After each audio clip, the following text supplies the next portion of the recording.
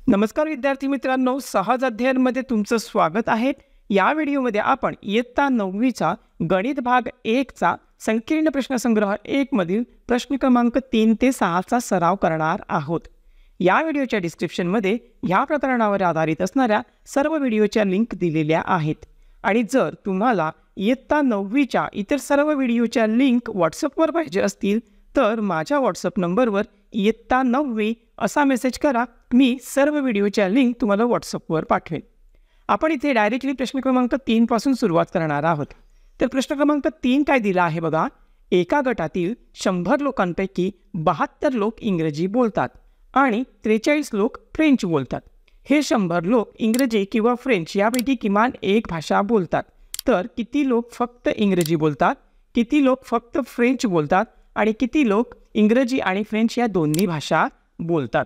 तर आपल्याला या तिन्ही प्रश्नांची उत्तरं शोधायची आहेत। मग आपण काय करूयात, जी माहिती प्रश्नामध्ये दिलेली आहे ती अगोदर लिहून घेऊयात। इथे आपल्याला सांगितलेलं आहे 72 लोक इंग्रजी बोलतात। मग आपण इथे लिहून घेऊयात इंग्रजी बोलणारे लोक। आता ह्याच्यासाठी आपण ई हे अक्षर घेऊयात। इंग्लिशचं ई हे अक्षर घेतलं तर हे आहेत 72, म्हणून नंबर ऑफ ई बरोबर 72। ओके, त्यानंतर पुढे काय सांगितलं आहे बघा, फ्रेंच बोलणारे जे लोक आहेत ते आहेत 43। मग आपण इथे पुढे लिहून घेऊयात फ्रेंच बोलणारे लोक। आता फ्रेंचसाठी आपण एफ हे अक्षर घेऊयात तर ते आहेत 43, म्हणून नंबर ऑफ एफ बरोबर 43। पुढे आपल्याला काय सांगितलं आहे, तर हे जे 100 लोक आहेत त्यांना इंग्रजी किंवा फ्रेंच यापैकी किमान एक भाषा तरी येते। म्हणजे आपण काय करू शकतो, इथे आपण इथे सांगू शकतो की हे जे 100 लोक आहेत हे 100 लोक कोण आहेत, तर ह्या दोन्ही संचांचा संयोग संच आहे, बरोबर। मग आपण इथे लिहून घेऊयात दोन्हीपैकी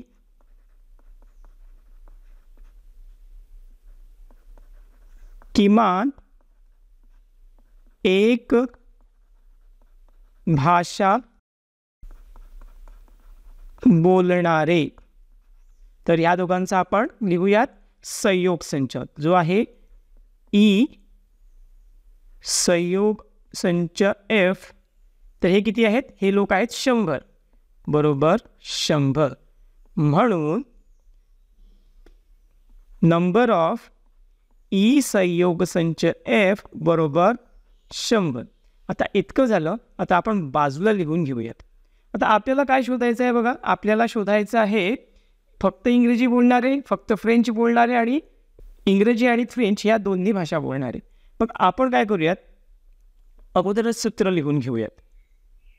तर इथे सूत्र काय लिहायचं, नंबर ऑफ ई संयोग संच एफ बरोबर काय होणार आहे, तर नंबर ऑफ ई अधिक नंबर ऑफ एफ वजा नंबर ऑफ ई छेद एफ।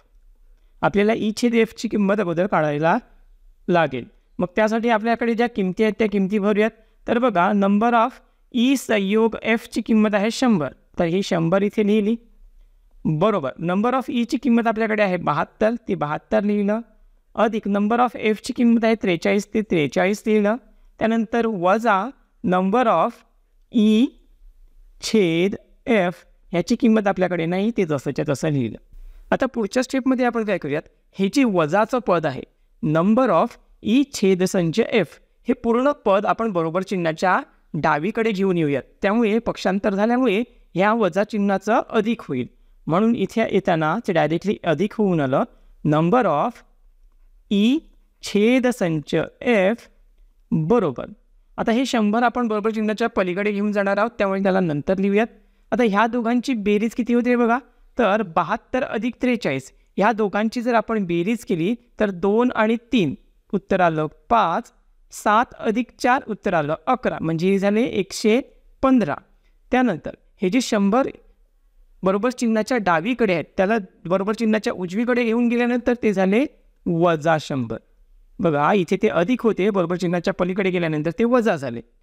म्हणून नंबर ऑफ ई छेद संच एफ बरोबर 115 मधून 100 गेले, राहिले 15. ओके, तर आपल्याला इथे उत्तर मिळालेलं आहे. आपण काय करूयात, या उत्तराला बॉक्स तयार करून घेऊयात. ओके, तर अशा पद्धतीने बॉक्स झालं. तर हे काय मिळालं, तर हे मिळालेलं आहेत की दोन्ही भाषा बोलणारे लोक. तर बघा दोन्ही भाषा बोलणारे म्हणजे इंग्रजी आणि फ्रेंच बोलणारे, ह्या दोन्ही भाषा बोलणारे लोक. म्हणून आपण पुढे लिहून घ्यायचं आहे बरोबर इंग्रजी व फ्रेंच या दोन्ही भाषा बोलणारे लोक. चला, आपला हा प्रश्न झालेला आहे. मग आता आपण फक्त इंग्रजी बोलणारे लोक शोधूयात. तर इथे आपण लिहायचं आहे फक्त इंग्रजी बोलणारे लोक. मग त्यासाठी काय करावं लागेल, तर जे एकूण इंग्रजी बोलणारे लोक आहेत त्यामधून हा छेदसंच जो आहे तो वजा करायचा. बरोबर, मग काय होईल बघा, तर नंबर ऑफ ई वजा नंबर ऑफ ई छेदसंच एफ. म्हणून नंबर ऑफ ई आहे 72 वजा या छेदसंचाची किंमत आहे 15 बरोबर 72 मधून आपल्याला 15 वजा करायचे आहेत. तर किती होईल, तर ते उत्तर आलं 57. तर 57 लोक असे आहेत की जे फक्त इंग्रजी बोलतात. मग आपण हे जे उत्तर मिळालेलं आहे त्या उत्तराला देखील बॉक्स तयार करून घ्यायचा आहे. इतकं झालं. आता पुढे जाऊयात. आत्ता आपल्याला अजून काय शोधायचं आहे, तर फक्त फ्रेंच बोलणारे लोक.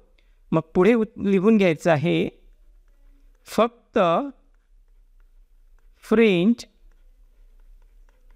बोलणारे लोक बरोबर. मग हे फक्त फ्रेंच बोलणारे लोक जर आपल्याला शोधायचं असतील तर काय करावं लागेल, तर फ्रेंच बोलणारे जे एकूण लोक आहेत त्यामधून हा छेदसंच वजा करायचा. म्हणून नंबर ऑफ एफ वजा नंबर ऑफ ई छेदसंच एफ बरोबर. आता आपल्याकडे ज्या किमती आहेत ते किमती भरूयात. तर नंबर ऑफ एफची किंमत आहे 43 आणि नंबर ऑफ ई छेद एफची किंमत आहे 15. 43 मधून जर 15 वजा केलं तर किती उत्तर येतं, ते उत्तर येते 28. तर हे आपल्याला उत्तर मिळालेलं आहे, त्याला देखील आपण बॉक्स तयार करून घ्यायचा. तर अशा पद्धतीने हा प्रश्न क्रमांक 3 आपला इथे कंप्लीट झालेला आहे. आता आपण पुढील प्रश्नाला सुरुवात करूयात. प्रश्न क्रमांक 4ला सुरुवात करण्या अगोदर मी तुम्हाला सांगेन की जर अजूनपर्यंत तुम्ही आपल्या चॅनलला सबस्क्राईब केलं नसेल तर आठवणीने या व्हिडिओला लाईक करा, या व्हिडिओखाली कमेंट करा आणि आपल्या चॅनलला सबस्क्राईब करून ठेवा. तर चौथ्या प्रश्नामध्ये आपल्याला सांगितलेलं आहे पार्थने वृक्ष संवर्धन सप्ताहात 70 झाडे लावली, तर प्रज्ञाने 90 झाडे लावली. त्यापैकी 25 झाडे दोघांनीही मिळून लावली. तर पार्थ किंवा प्रज्ञा यांनी एकूण किती झाडे लावली. तर आपल्याला इथे एकूण झाडं शोधायची आहेत. मग आपण काय करूयात, जी माहिती दिलेली आहे ती लिहून घेऊयात. पार्थने इथे 70 झाडे लावलेली आहेत. मग इथे लिहून घ्यायचं आहे पार्थने लावलेली झाडे. आता ही झाडं आपण ए मानूयात. तर ही किती आहेत, 70 झाडे आहेत. मग इथे लिहिलं 70. म्हणून नंबर ऑफ ए बरोबर 70. त्यानंतर प्रज्ञाने 90 झाडे लावलेली आहेत. म्हणून इथे लिहायचं आहे प्रज्ञाने लावलेली झाडे. तर ही आपण झाडे बी मानूयात. तर किती झाडं लावलेली आहेत, 90. म्हणून इथे लिहिलं 90. म्हणून नंबर ऑफ बी बरोबर 90. त्यानंतर पुढे सांगितलं आहे त्यापैकी 25 झाडे दोघांनीही मिळून लावली. म्हणून इथे लिहून घ्यायचं आहे दोघांनी मिळून लावलेली झाडे बरोबर किती आहेत? 25. आता मिळून झाडं लावलेली आहेत म्हणजे काय, तर ही झाडे लावताना दोघांचाही सामायिक सहभाग होता. आणि सामायिक घटक आपण कशात लिहितो, तर सामायिक घटक आपण लिहितो छेदसंचामध्ये, म्हणून हा छेदसंच होईल. तर नंबर ऑफ काय होईल, पार्थसाठी आपण ए अक्षर मानलेला आहे, प्रज्ञासाठी आपण बी अक्षर मानलेला आहे, मग दोघांचाही छेदसंच काय होईल, तर ए छेदसंच बी आणि याची किंमत येईल 25. मग आपल्याला काय शोधायचं आहे, तर एकूण झाडं शोधायची आहेत, म्हणून एकूण झाडे, आणि एकूण झाडे आपण कशी लिहिणार, तर एकूण झाडे नंबर ऑफ ए संयोग बी बरोबर किती. तर आता हे शोधण्यासाठी आपण काय करायचं, तर सूत्र वापरायचं, म्हणून सूत्र आपण बाजूला लिहून घेऊया. तर बघा सूत्र काय येईल, सूत्र येईल नंबर ऑफ ए संयोग बी बरोबर नंबर ऑफ ए अधिक नंबर ऑफ बी वजा नंबर ऑफ ए छेद बी. आपल्याकडे ज्या किमती आहेत त्या किमती इथे भरूयात. तर इथे ई किंमत नाही आहे, मग डायरेक्टली आपण इथे नंबर ऑफ एची किंमत भरूयात, जी आहे 70 अधिक नंबर ऑफ बीची किंमत आहे 90 वजा या छेदसंचाची किंमत आहे 25. पुढे 70 अधिक 90 उत्तर आलं 160 वजा 25. 160मधून 25 गेले, राहिले 135. तर 135 कसली किंमत मिळाली, तर या संयोग संचाची, नंबर ऑफ ए संयोग संच बी. जी किंमत मिळाली त्या किंमतीला लगेच आपण बॉक्स तयार करून घेऊयात. बॉक्स तयार झालं. आता आपण हे उत्तर शब्दात लिहूयात, म्हणून इथे लिहायचं आहे पार्थ व प्रज्ञा यांनी एकूण 135 झाडे लावली. तर हे झालं आपल्या चौथ्या प्रश्नाचं उत्तर. आता पाचव्या प्रश्नाकडे जाऊयात. पाचव्या प्रश्नामध्ये आपल्याला काय सांगितलेलं आहे बघा, जर नंबर ऑफ ए बरोबर 20, नंबर ऑफ बी बरोबर 28 व नंबर ऑफ ए संयोग बी बरोबर 36, तर नंबर ऑफ ए छेद बी ह्याची किंमत किती. तर आपल्याला इथे डायरेक्टली या पद्धतीने दिल्यामुळे आपण सुरुवात जी करायची आहे ती सूत्र लिहून करायची.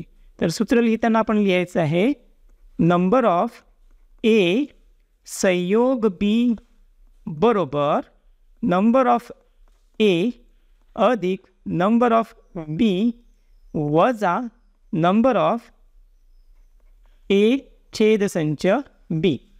आपल्याकडे ज्या किमती आहेत त्या किमती भरूयात. तर इथे आपल्याला संयोग संचाची किंमत दिली आहे 36, म्हणून इथे लिहिलं 36 बरोबर नंबर ऑफ एची किंमत दिलेली आहे 20 अधिक नंबर ऑफ बीची किंमत दिलेली आहे 28 वजा छेदसंचाची आपल्याकडे किंमत नाही, म्हणून तो छेदसंच जसाच्या तसा आपण लिहायचा.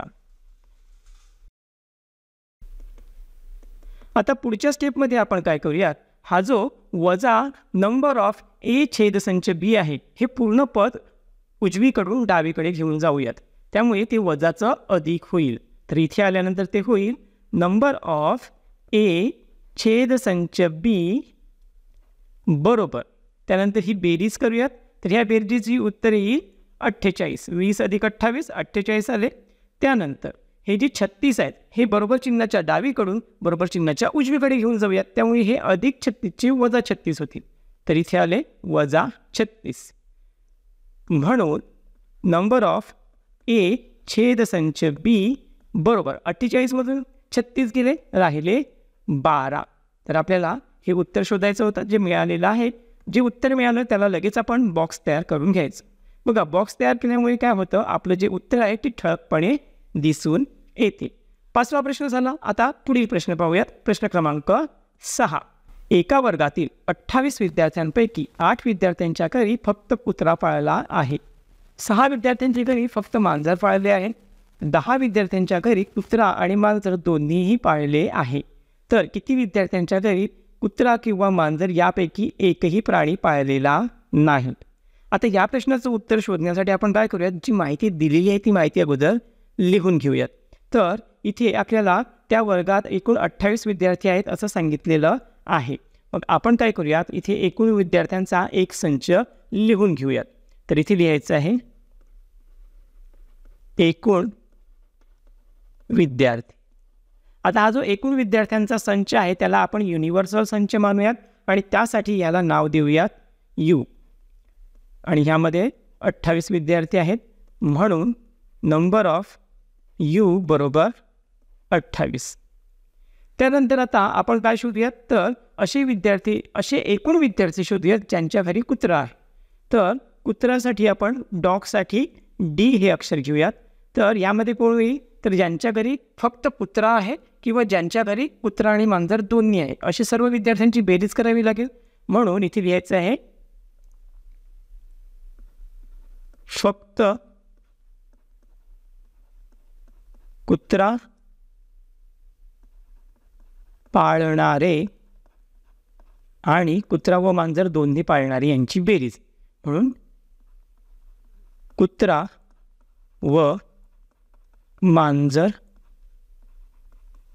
पाळणारे. आता बघा इथे आपल्याला काय सांगितलेलं आहे, कुत्रा पाळणारे किती आहेत, 8 विद्यार्थी. म्हणून इथे लिहिलं 8 अधिक कुत्रा व मांजर पाळणारे 10 आहेत म्हणून 10. 8 अधिक 10 किती होतात, तर उत्तर आलं 18.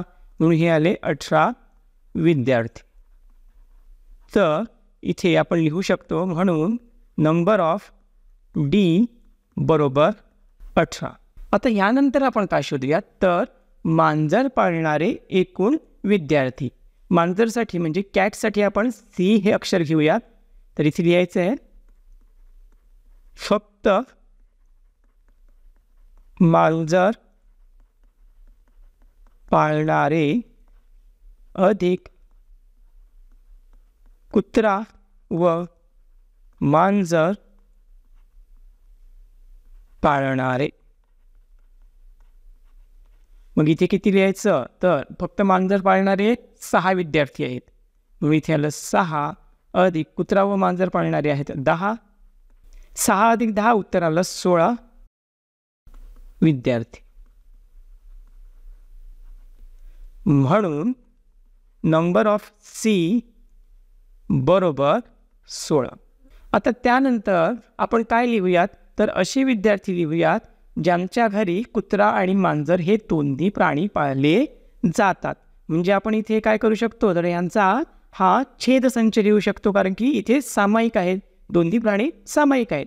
म्हणून नंबर ऑफ काय झालं डी छेदसंच सी, डॉग आणि कॅट यांचा छेदसंच. तर असे किती विद्यार्थी आहेत, ते आहेत 10.